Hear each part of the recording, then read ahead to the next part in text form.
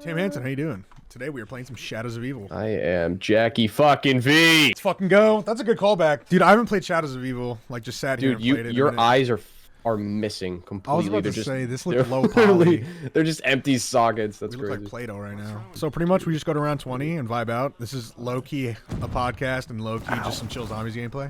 Yeah, it's a pretty neat idea. I mean, it's basically like we were talking about how YouTube started in the first place, was basically playing video games while talking unedited was how it started, and that's essentially now just a podcast. The goal is to just get the OG vibes back. All right, did you do the worm stuff? It's actually been a minute since I played Shadows. Oh, the beast! I forgot. Yeah, let me go into beast mode. We're gonna sub 5 this. Right, we're gonna kill a shadow man. We're going for a sub 60 Easter egg right now. We're hype. I actually wouldn't be able to do this Easter egg if you asked me to. I could do the other ones, but no way, not this one. Oh, true. Oh, well, yeah. I don't even know. Maybe you could do it without 4 players. While we're, I guess to kickstart this, thoughts on Shadows feels like an appropriate question. Okay, so when this shit first came out, it was actually pretty horrid. Like, I remember this being, like, the hard, annoying map, and the Giant was fun to, like, high round on. True. Because coming off BO2, bro, like, Zombies was kind of easy, besides Origins. I feel like Die Rise was easy, Buried was easy. Well, Mob and Origins were hard. Yeah. But this shit has aged like fine wine. That's my takeaway.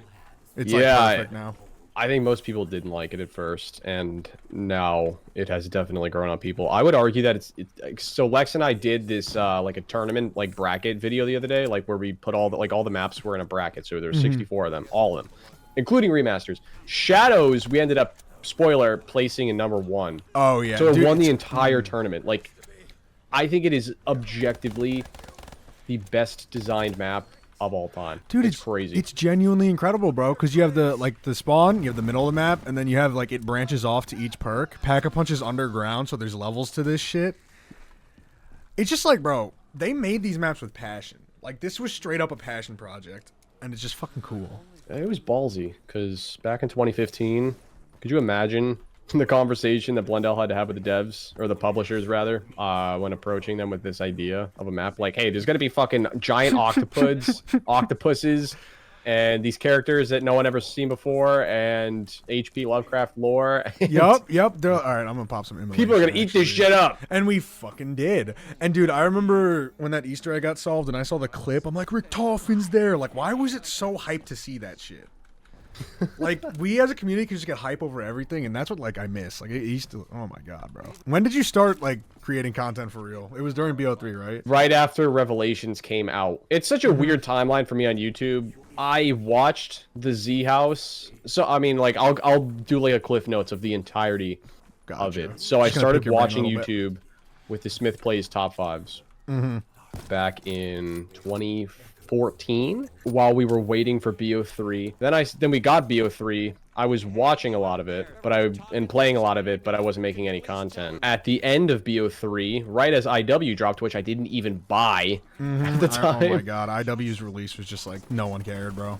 That's when I started making the content, and it was mostly top 5s. I feel like that's how everyone started. Top 5s were just like the wave, bro. Like, I remember Lex and Pad did it for BO2. I basically did it just for BO3 after the game had retroactively come out. So I then started making content and didn't really get much traction until BO4. Also didn't do a lot with World War II. So basically my channel, like, quote unquote, you know, exploded with BO4, which is crazy because that was one of the least successful years for Treyarch. It's crazy, bro. BO4, a lot of people actually blew up. That was low-key my best year, too, because I posted, like, a ranking video, and it got a couple 100,000 views, and then Ancient Evil came out, and my shit was popping, too, and I was like, yo, the game's dead, but people are watching it. I was always so confused by that. Well, Custom Zombies, too, was huge. The summer of 2019 was the summer of Custom Zombies explosion, and I totally was whoring out Custom Zombies, dude. Like, I was playing any and everything. That was the best summer of my life for so many reasons, but for YouTube especially, dude. We both graduated that year, too, right? Yeah. In 2019. Yeah. So I remember graduating, and you were doing that fucking, like, the fat video. Maybe it was, like, first room with everybody or just playing one map with every YouTuber or something. Yeah, I had a series where I was doing every map ever. I remember that because I was, like, just graduated. I was like, this is lit. I'd be posting zombies. I was like, Tim wants me on this video. We're turning up. I was like, yeah, it was fun. It was a good time. Yeah, I'm trying to think of how we met. It had to be random at Twitter this point interaction. it's been forever ago. Because I've always been tight with Hagen too, and you guys had your discount Z House and stuff. Oh, that's true. Yeah, oh my god, and I met those guys literally through a comment that Shane left on one of my obscure videos. Like, he literally just commented, he's like, something along the lines of like, you're one of the only YouTubers that isn't annoying or like a dickhead or something like that. And I was like, oh shit, this is nice. And I was like 16 at the time. I like just started my channel. Bro. And then, so I randomly just started talking to Shane, and then it snowballed from there. And then I started talking to Canadian Zombie, who Shane was talking to at the time. I do remember that name. And then he started streaming with Hagen, and I was just like, who the fuck's this guy? Dude, I love how it all just starts. Like, it's just cool. It's weird how many people I genuinely have known for most of my life because of this shit. Like, I've been Twitter shitposting since, like, 2013, bro. Like, that's bad. That's 11 years of being in this community. Like, that's really fucking funny if you think about it. Yeah, yeah. There's, like, different faces of it. It was, like, It's just the transition from being just a player to a player, but then also a part of the actual community, like being a viewer, to then actually making content. It's like a 3-phase fucking journey, and so that basically started in 2014. Started making content though in like 2017. That was a very long way of answering your question. No, that's awesome. It's just a and then zombies discussion. It really started to actually become a real legitimate like thing, like a potential like job career path in 2019 was when I view it as being like solidified for sure, which is incredible because at that time of your life you're probably like, oh, this is great, this shit's actually working and I'm young, dude. So that probably just felt lit. You were probably just turned up, bro. You're like, you know what, fuck it, this is awesome. Like, it sounds cliche, dude, but it all really is a blur, because when I look back on it, in the moment, I had no idea what I'd gotten myself into. And I don't mean that in a bad way at all. No. I literally had just, like... I just started making top 5s because I watched other people's, and I was like... I used to be like, I could make a better one. Like, I was just like, exactly, bro. I could fucking... like, I could make a better ranking. Not even, like, quality video. Just, like, I would put Jug number 1. I would put fucking like, this gun number 3. This guy's opinion sucks, bro. I could do it better. I don't care. Yeah, it wasn't even like I thought I could make dope videos. I was just like, I would just make a different list. So then I did, just because I was like, I had this itch to do it for some reason. And then it just fucking snowballed. It almost fell out of control at some point. Like, I was just like, all right, well, I guess this is fucking... I guess this is my calling in life. You're like, now. Damn, this shit is just working, bro. What? Yeah. You know, and obviously along the way, there, you know, you've heard this probably a billion times. YouTube is the ultimate roller coaster, like super high highs, really low lows, 100%. like. So there's been a lot of both of those things over the years too. So. It's weird when you evolve as a creator too, because I feel like learning stuff just happens randomly. Like, you could be posting and your videos could be low-key shit, but you'll never know it. You'll just think it's awesome because you're doing it. And then when you realize, like, oh, I could do this thing a little better, or when you actually, like, learn how to make thumbnails look good, like, I feel like all those milestones are really important. And, like, once you figure it all out, then you just get in, like, that flow state of, like, yeah. And, like, you look back in hindsight, you've acquired so many skills over time. Like, a lot of people go to get degrees, like, pay hundreds of thousands of dollars to do things that we learned for free. You could, like, oh my god, bro. Like, graphic designing to some extent, marketing is a huge one. Oh my god. Video editing. Dude, I tell people all the time that want to do content or that have done it for a while, like, we have all the skills an entire company needs, bro. A company could be like, we want to start a video division. They need editors. They need, like, they need talent, people that'll talk. They need everything. They need, like, thumbnail people that are good at Photoshop, people that are good at Premiere. Yeah. It's like, we have all that. Running a channel on your own is like, you're a whole fucking brand, bro. And that's impressive. Exactly. Like, that's crazy. And then, like, if for whatever reason you choose not to do YouTube, like, later in your life, which I think everybody gets off that train at some point, myself included. We'll see when that happens. But, like, you know, there'll be a point in your life probably when you're not really interested or willing to make content. But then you have all these other skills you've accumulated that you're able to parlay into other stuff. Like Chucky, dude, fucking is Mr. Beast's video editor. That's crazy. Like, he was just like, I don't feel like fucking doing YouTube anymore. Good thing I developed this editing skill, and now I'm editor for literally the most successful YouTuber of all time. Like, that's gonna go in the fucking textbooks when they talk about all that YouTube legacy shit. I wonder if they're gonna teach that stuff. Dude, it's such a big part of our culture. I mean, you know what's so funny? Like, a lot of people used to dog on Chucky because he was like the afterthought, like the big member of the Z House. Yeah, he literally became. If you so let's follow me down this line of thought, right? So he becomes the editor for the most successful YouTuber ever, who literally cracks the entire algorithm for YouTube. Like, that specific editing style, we were literally just talking about how you have to do it or it's hard to even make it nowadays, right? he was one of, if not the proprietor of that. The little right? pioneer, bro. It's crazy. And if you think about it, YouTube in general has just been a huge part of like human history at this point. Like obviously it's #1 on the internet. Literally, it's the most successful video platform on the internet ever, and probably it adapts, will be. bro. There's shorts, there's live, there's like regular, like it always adapts with the times. Like it's never fallen behind. Like how Vine fell behind and died, and so many others have. Like YouTube just has always been on top for media. Right. So we have this dude who basically cracked the code for the most successful YouTuber and editing style of all time on the most successful platform in what might be potentially human history, depending on how long we're fucking here. So my point is, Chucky was initially this dude that people didn't even know, and obviously like the OG Z House viewers did, but the meme was always like, "Where's Chucky?" You know what I mean? Dude, I remember like a mean tweets video. 180. He fucking Uno reversed that shit. Now he could just flex, bro. Like he literally fucking working for Mr. Beast is insane. That's one of one. That's like, oh my, I don't even know how he got that. Like, did he email the dude earlier on and be like, "Yo, I know how to do this shit if you need help." I know used to make Top 5 Central. Oh, his brother shit. Tommy. What's his name? So Tommy, both yep. Chucky and his brother have been making content forever, and I just have a suspicion that one of, if not both of them, probably knew a guy that knew him. And so you have like this interweb of connect. Yeah, I'm fucking like totally distracted. No, me too. We're literally. I mean, this actually feels good. Just being able to run around in shadows of people, have fun. I'm like, we're locked in, low key. Not to. We're gonna have to fast restart. Yeah, bro. And we don't have all 4 districts. It's 13 minutes, bro. We are not getting this speed run. It's just not gonna happen. Yeah, but yeah, it's astounding. I mean, all the Z-House people have branched off into like their own thing. I think it's great. Lex, has like 2 or 3 channels. That shit's like clockwork for him. Any streams.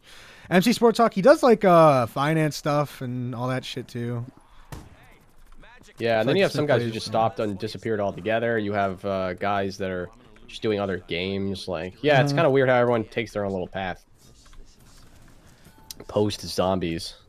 It's crazy how much talent this community's had, though. Like, just looking back at it, like, some really actual great creators.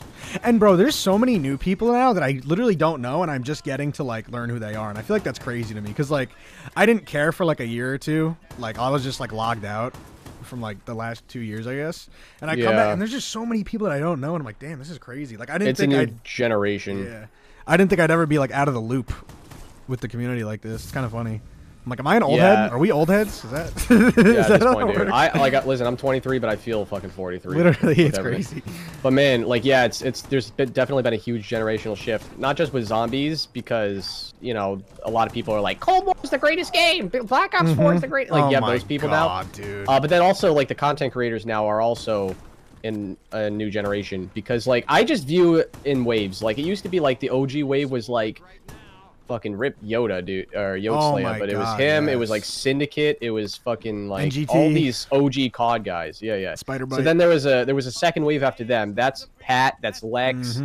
That's Milo, Dalek. Those guys. Actually, honestly, some of them might even be further back than that wave. But anyways, so you know, then there was a third wave, which I view myself in. Yep, 100%. And there was guys like Codename Pizza. I think is kind of part of that.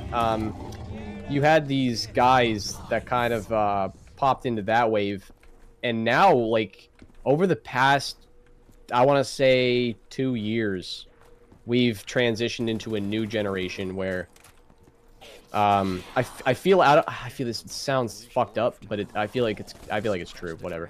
I feel like it gets slowly watered down a little bit each time, just because that's naturally how the progression of it goes. Like, it's just not as like special or like my generation is not as special as the one before that as it is, but the one before that. Like, because a lot of people are still going to be like, Syndicate's the GOAT, and I don't blame them for that. Exactly. Like it's tied to core memories of like people's childhoods and nostalgia. Where do you put Noah though? Because he came in after BO2. Like what tier is he in, or like timeline? I feel like he's in between. I think he's in the second wave.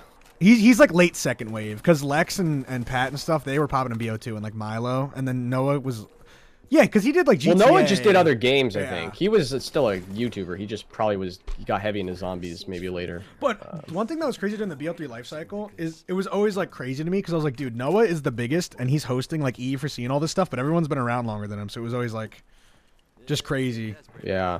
To see like that you could have that success in zombies is my point. Yeah, it's each fucking it's like waves at the beach, you know what I mean? Like when the tide comes in, it's like there's a first huge wave, and then when the tide starts like slowing down, it's just like, you know how that goes. Like the water gets further and further back, and that's kind of like, I mean, that applies to like everything in life in general. Yeah, like this how it be. But like in the micro, the fucking zombies community has been like that, where you like the tide's been falling down. I'm trying to find some success in this new wave though, because I'm like BO6, no matter what's gonna bring in viewership, and I mean I haven't seen a lot of success on TikTok. I still have never gotten like solid YouTube success though, so I'm like, yeah. What the fuck did I just hear? That's my gobble gum. That's oh yeah, you did. I was like, what the fuck? It just sounds like a slide whistle just went off, bro. I was like, what the fuck? Yeah, what are your expectations for Black Ops 6 though? Because I don't know. Do you want my cold hard analysis? It's my optimistic like. I think it's gonna be as good as Cold War was, and which is decent. So I think it's gonna be like a 6 out of 10, or 7 out of 10. Just purely based on what we've seen so far. Obviously, that can change for the better or for the worse. Well, I think like that, and I'm like, Cold War was like okay, but it kind of got boring, and like the point system was bad, and it has all these problems. But the fact that the devs are like, we learn from our mistakes, and like there's gobblegums, it makes me think they're making like an actual tried and true effort to really make it better than Cold War. So that's where my like optimism lies. I'm like, I feel like they're very hyper aware. Like obviously Vanguard and MW3 and like all that shit, it's like so tone deaf. Like Infinity War devs do not know what's going on with zombies, but now it's Treyarch, 4 years after Cold War. There's a chance, but I hate. I don't know. I think it's a story. That's the biggest component. Like they got to make and that's the problem. They got like operators now. They don't really have like characters they have to give a shit about or a story that you feel inclined to follow. Granted, like back in World of War BO1, I know a lot of people didn't really care even back then. But like I think we're at a point now where zombies would really benefit from give a shit factor. Exactly, bro. Because like it was a whole faction of the community. Like an entire third or half of the community was only there for the storyline. Like people like Milo and Rad Austin and Johnny J, like that whole section of the community was straight storyline and theories and all that stuff. And when you don't have that in like Cold War, it's like, okay, literally half of the magic of zombies is gone. Like dude, it just feels like that multiplayer zombies. You're right. Like, cause I view Cold War as being like a 10 out of 10 gameplay experience. But like a fucking 0 out of 10 story. Yeah, and like we didn't know that because when the game came out, we're like, yo, this is popping. Like this is gonna be a great year. And then as the year progressed and there wasn't theories or storyline stuff, you're like, oh, I get why that's like really important now. Yeah, and the COVID year, I'll give them an extra percentage of credit, I guess. For, yeah, they got a curve or some shit. The fucking yeah, I'll give them like a C plus instead of a C for that. But all right, like, we'll take it. I'm worried about like the movement though, because like the movement looks cool, the omnidirectional shit, but I don't like super sprint in CODs. Like I hate how clunky that is. Like, yeah. I don't know if you really play Modern COD or Warzone or anything, but I'm not really big into anything beyond zombies and Call of Duty at this point. But I will say I didn't mind the movement in multiplayers. It was just always in zombies that I thought a lot of that was clunky. Like Exos, I really just never thought worked for zombies. Was insane. That shit felt broken. It like, oh my god. Even when they try to put jetpacks and BO3 mods, it doesn't feel right still because it's just not. It's weird. It's foreign. Like we should be boots on the ground and wall running, if that. Yeah. So it's a little bit complicated. Like I think it can work. It has to be approached very fucking carefully. The good thing is there's gonna be sliding and dolphin diving, so PhD and stuff might actually be fun. Oh, we haven't had dolphin diving in the zombies, right? Since literal BO2? Or am I tripping? No, you're right. So that opens up some like gameplay stuff. I want the boss fights to also be good because I don't remember the boss fights being anything crazy in Cold War. Like a big part of BO3 is like you feel like it feels mythical as shit, and the boss fights feel crazy. Yeah, 100%. But like, I think the easiest way to put it is people should be just cautiously optimistic. Like I mean that's kind of been how it's always been recently. But I think BO4 obviously just took a huge hit on people because like that was the most hyped shit of all time, and then it came out and it was just mediocre or bad, whatever your view on it is. Oh my god, I could talk about Black Ops 4 for 5 hours. I just think it was I thought the gameplay had mechanical issues, and I thought it had an overall identity crisis. Yep, 2 storylines, starting with specialist weapon. Honestly, I think the perk system is the biggest mechanical issue, which is obviously not a universally accepted opinion. I understand that other people disagree with that because it's just so different that like you could view it as good. But then also, I think the 2, you know, fucking chaos maps, then 2 ether maps, then 2 chaos maps, then 2 ether maps. It was just a train wreck. I'll be honest, dude. I thought the chaos maps at the time were ass, and I thought the ether maps were the better ones. Now that time has gone on, I view it the complete opposite. Like, dude. I think for the most part, I think the chaos maps are like good because at least like a lot of people don't like Voyage, understandably so. It's like dull and depressing. I get it. Yeah. But at least it tried. It gave a shit.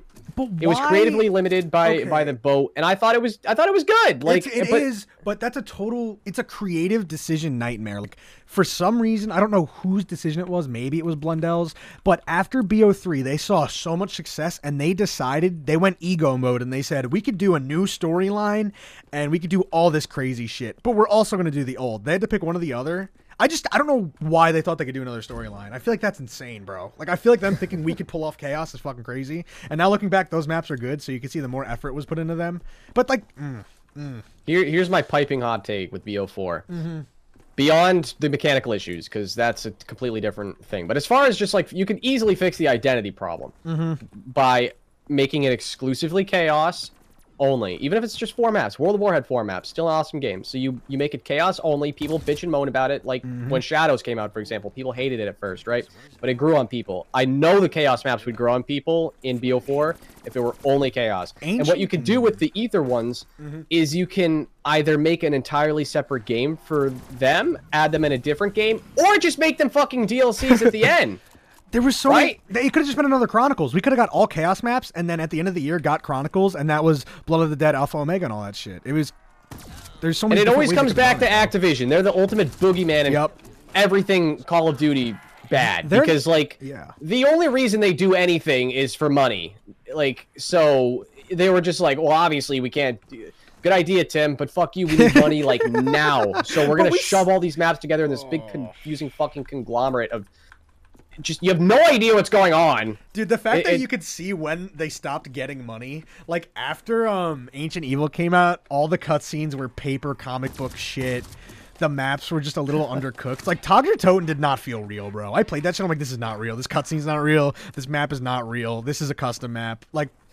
Tog, oh my mid, God. Classified good, but still like I fucking not like it's forgettable. It's not bad. It's just forgettable. Yeah, I appreciate Classified, but how is there not Yuri or the guy that takes your gun, the scientist, whatever the fuck? How is that not the Pentagon Thief? Thank you. How is he not on the map at all? That's ridiculous, bro. Well, then they just put in Hounds, which is like the ultimate cop-out move. And then I thought Alpha Omega. I'm just gonna be honest. I know people don't always agree with this. I think Alpha Omega is fucking trash. I fucking absolutely detest that map. And I do like Blood of the Dead, but I love it.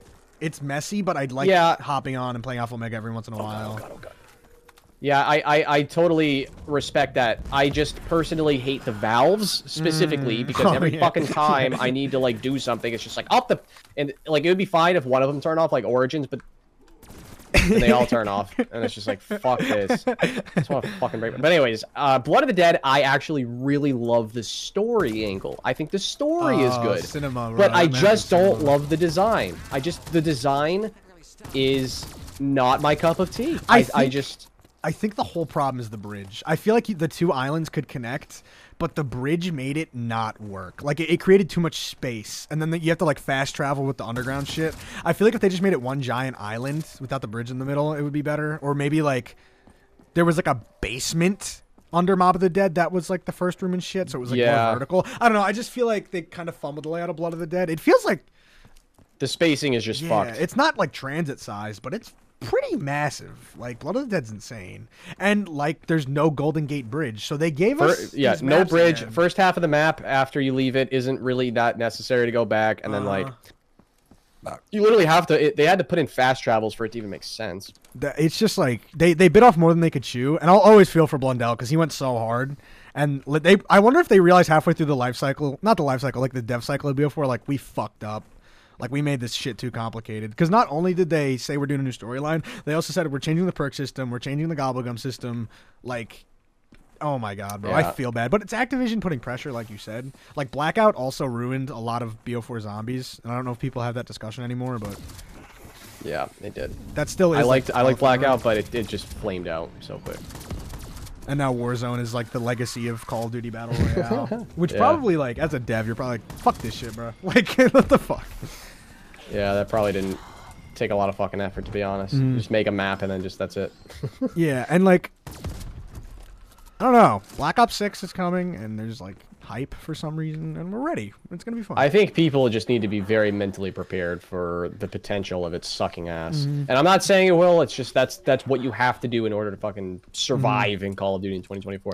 But anyways, you know, my wrap-up thoughts on BO4. I think we could all agree that the Ether maps were generally, collectively not good. There might be one or two that people like, but I just think, like, from an objective, like, quality standpoint, and especially story, I just thought, like, weak. Chaos, I actually think is fucking awesome. I think 9 and Ancient Evil are fucking phenomenal. Yep. Dead of the Night has grown on me. I know a lot of people don't like that map, but it grew on me. And then Voyage is probably the worst, but I think I just, like, I'm sorry, I just view it in higher regard.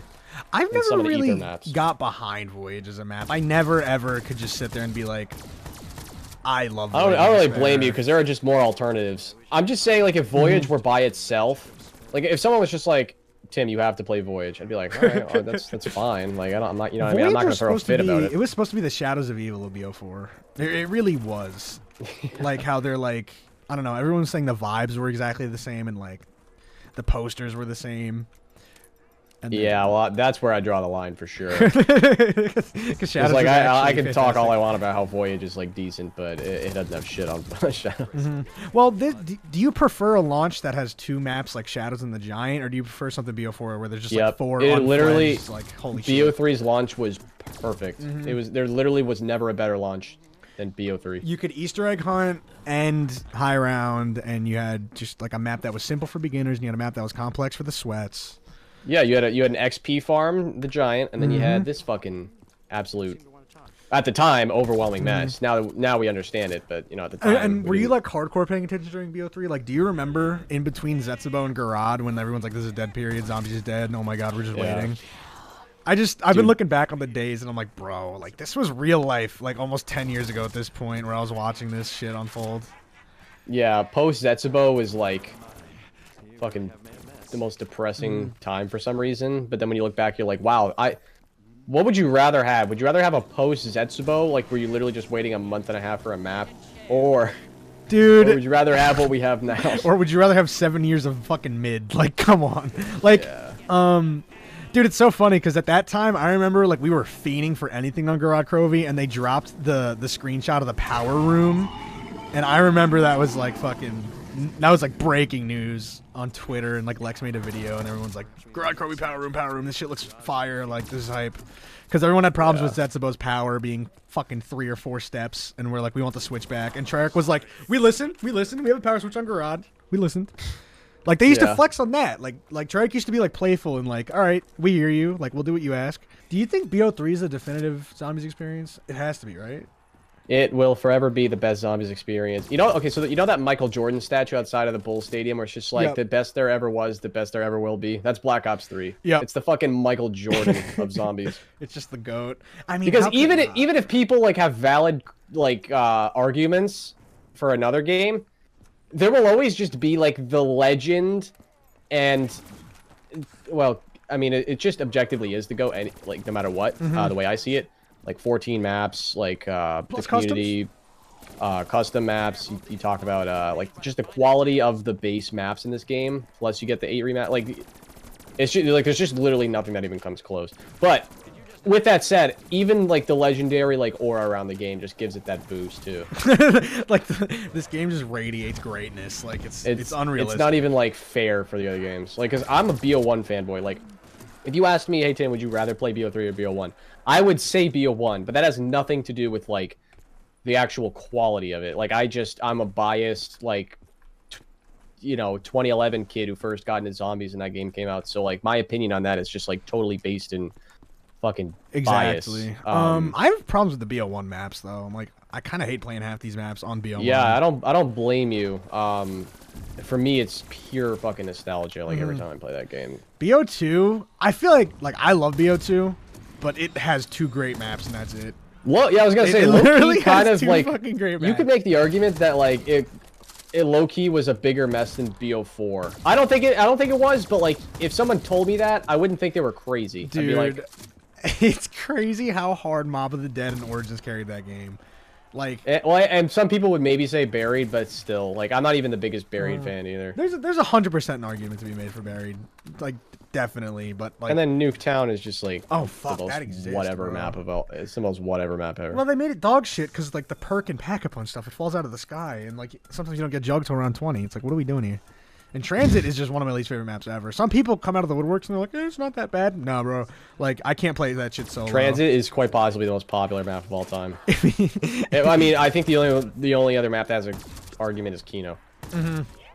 Like, It's like Kino and Transit, like the iconic launch maps, and then no other map stands a fucking chance. oh, fuck.